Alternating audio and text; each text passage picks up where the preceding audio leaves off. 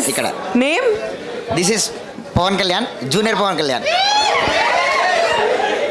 Okay. Yeah Kalyan గారితో మీరు movie చేశారు, అది అందరికీ తెలుసు.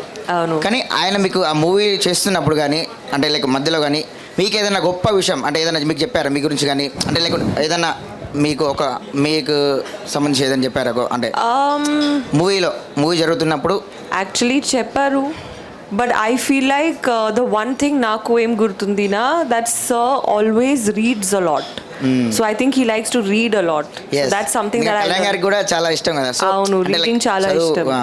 అవును. సో అలా but junior Pawan Kalyan, nice to meet you.